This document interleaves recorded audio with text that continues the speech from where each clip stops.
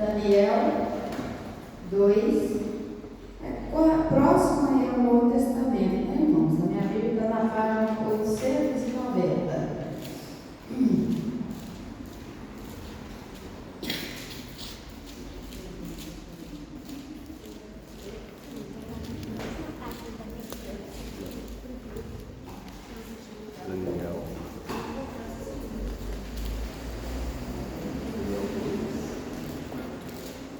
Daniel, capítulo 2, do versículo 1 ao versículo 19.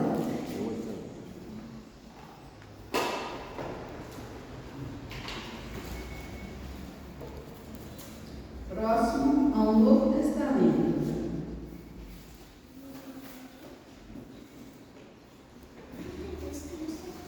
Eu gosto de pedir a todos que procurem primeiro, né? Porque aí a gente fica mais tranquilo, para a gente poder orar, né?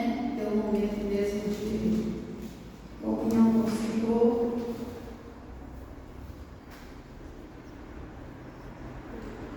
Daniel, capítulo 2.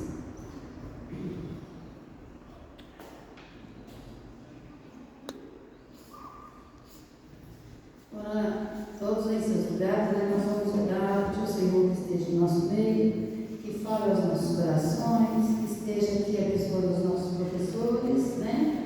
Que todos nós possamos ter uma escola dominical abençoada e possamos aprender, né? Muito mesmo daquilo que o Senhor tem proposto para nós. Oremos. Senhor nosso Deus, ó Pai amado, Pai querido, obrigado, Senhor, pelo dia que o Senhor concede a cada um de nós, ó Pai. Obrigado por esse tempo aqui, Senhor, pelos irmãos, pela alegria, pela paz, pela comunhão que o Senhor tem concedido a cada um de nós, Senhor. Obrigado, Pai, porque o Senhor nos trouxe até aqui. Obrigado pelo teu cuidado, pela tua proteção com cada um de nós, Senhor. Nós te agradecemos, Senhor. Pedimos que o Senhor fique aqui conosco, que o Senhor esteja aqui conosco, que o Senhor fale aos nossos corações, que o Senhor use os professores, abençoe os alunos, ó Pai, que todos nós, ó Pai, possamos aprender um pouquinho mais da tua maravilhosa palavra, Senhor.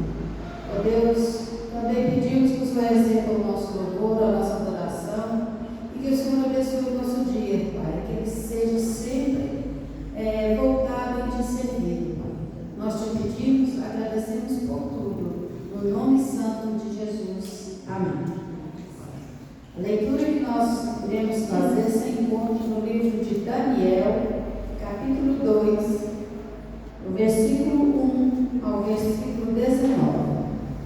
É uma leitura um pouco extensa e eu vou pedir a cada irmão que sentir o desejo, né, que possa estar lendo os versículos. Daniel interpreta o sonho de Nabucodonosor. No começo, os irmãos seguem. No segundo ano do reinado de Nabucodonosor, teve este um sonho. O seu espírito se perturbou e passou-lhe o sono. Então, o rei mandou chamar os magos, os encantadores, os feiticeiros e os caldeus, para que declarassem ao rei quais que foram os sonhos. Eles vieram e se apresentaram diante do rei. Disse-lhes o rei: tive um sonho, para saber, está perturbado este dia. Os caldeus disseram ao rei em aramaico: ó rei, vive eternamente, dize o sonho a teus servos, e daremos a interpretação. Respondeu o rei e disse aos caldeus: uma coisa é certa, se não me fizerem saber o sonho e a sua interpretação, sereis despedaçados, e as vossas casas serão feitas com tudo. Mas se vós declarares o sonho e a sua interpretação, recebereis de mim presentes e dádivas, grande honra. Portanto, declarai o sonho e a sua interpretação. Responderam ao segundo vez e disseram: diga o rei, os sonhos seus servos, e lhes daremos a interpretação. Tornou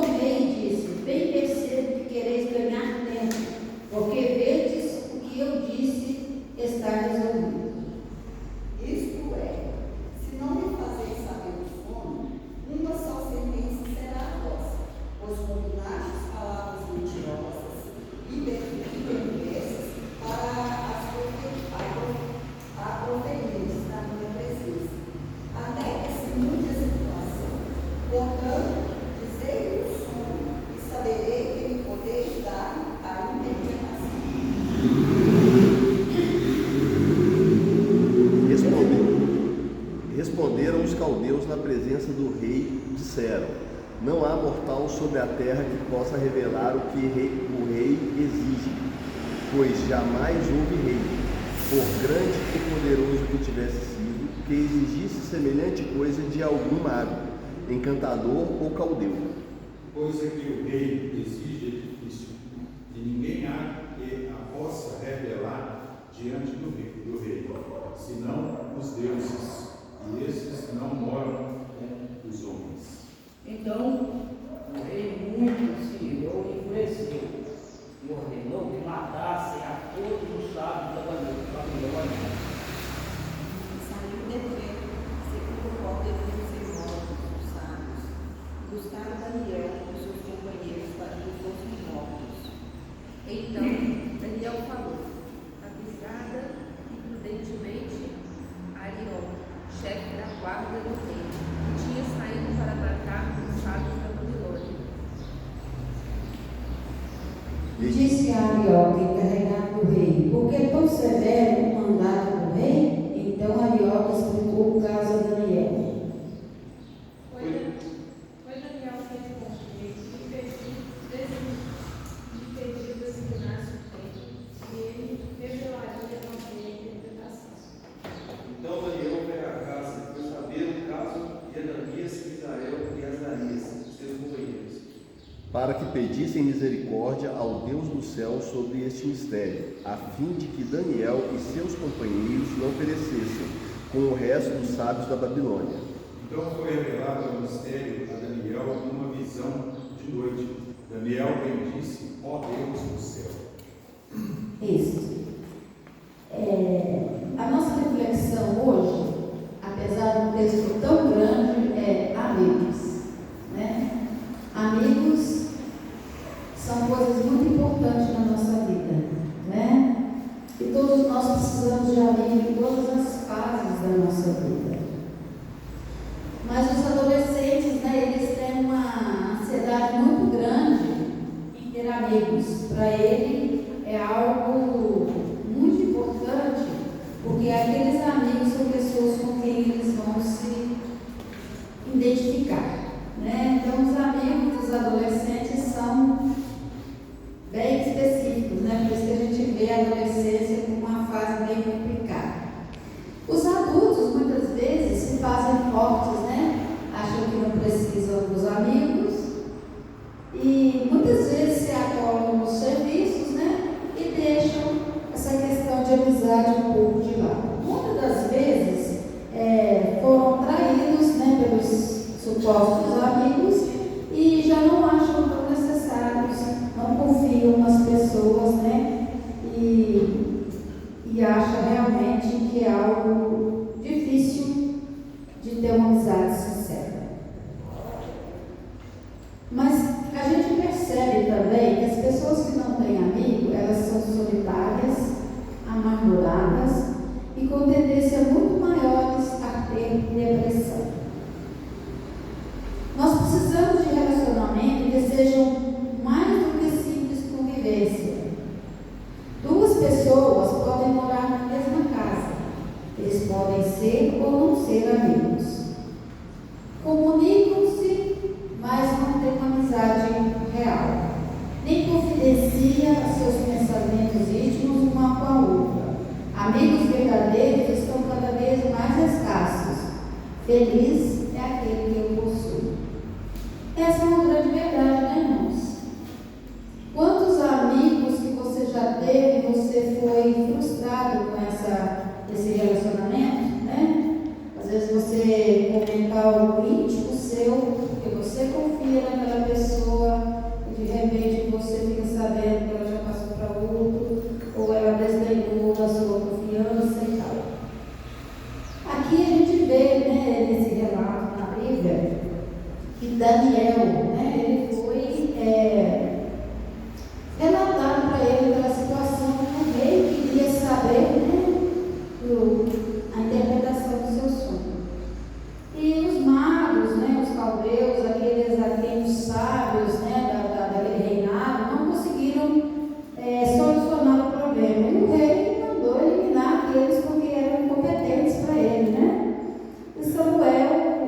Daniel ficou sabendo daquilo e foi chamado, né, até o rei.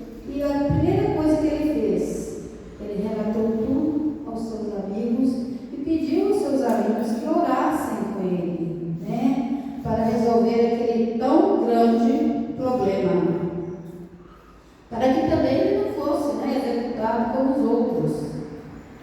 E aí a gente vê, né, que os amigos ali foram tão importantes para Daniel, ajudaram a carregar aquele fardo tão pesado, né? E confiantes em Deus, eles oraram e esses amigos fizeram uma grande diferença na vida de Daniel. Quando tudo parecia perdido e a morte para eles já era dada como certa, né? Ele confiou em Deus, que é o nosso melhor amigo, né, irmãos? E que Deus poderia ajudá-lo e pediu aos seus amigos, né, que orassem. A primeira coisa que a gente deve sempre fazer, né? Mesmo às vezes em certas circunstâncias que não tenhamos tempo, né, nem de fechar os olhos, mas que nós possamos ter o nosso pensamento, né, com o nosso grande amigo que é Jesus, e relatar para ele toda essa a nossa questão. Mas, irmãos, é muito importante também que nós possuímos amigos, né? Que nós possuímos pessoas que nos ajudem a carregar o fardo, que converse com a gente, né? Que fale também das suas questões. Claro que vai aparecer aqueles amigos que vão querer nos levar para o fundo do poço, né? Nós sabemos disso. Mas, porém, tem amigos que te animam e dão coragem para seguir em frente. E agora eu pergunto, que tipo de amigo você tem sido? Porque nós reclamamos dos nossos amigos, daquelas pessoas a quem nós gostaríamos de confiar e poder confiar. E você? Como você tem sido para com seus amigos? O que eles têm visto em você? Tem um ditado que diz: a dor compartilhada, ela diminui o sofrimento, e a alegria compartilhada anima ainda mais o coração. Nós somos um povo festeiro, né? Um povo que gosta de estar unido sempre, né? Com muita comida, muita alegria. Isso é muito bom, né, irmãos? Então, quando a gente compartilha a nossa dor, quando a gente compartilha a nossa alegria, isso faz um momento especial na nossa vida. E aqui nessa reflexão ela fala: invista em amizades com pessoas que realmente se importam com você e se preocupam com o seu bem-estar. É o seu lar, né? É a questão do casal, né? E tantos casais que nem se conhecem direito, né? Não tem intimidade para falar das coisas, não tem confiança um no outro, né, gente? A gente precisa trabalhar com isso, com os nossos filhos, com os nossos pais, com os nossos irmãos, né? Essa amizade é algo maravilhoso. Se está difícil encontrá-la, ore a Deus para que envie amigos verdadeiros, né? Amigos certos para você. Lá em Gálatas 6, 2 fala: leve os fardos pesados uns dos outros. Tem problemas tão difíceis na nossa vida que, se a gente não compartilhar com o outro, esse problema vai nos matar, né, irmãos?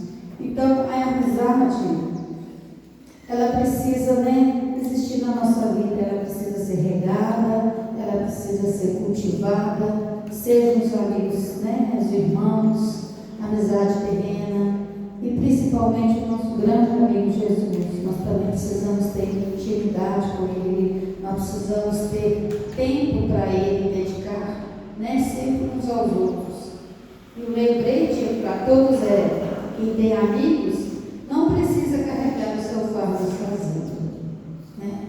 Às vezes o fardo é tão grande, tão difícil, mas quando a gente tem amigos, e esse aqui, né, irmãos, que nós sejamos amigos verdadeiros, que cada um que está aqui, que confie em você, você tenha, né, a hombridade de ser um amigo sincero, verdadeiro, e que queira sempre ajudar uns aos outros, né, irmãos? Nós temos que fazer esse papel tão diferenciado que a sociedade não tem encontrado em nenhum mundo, e tem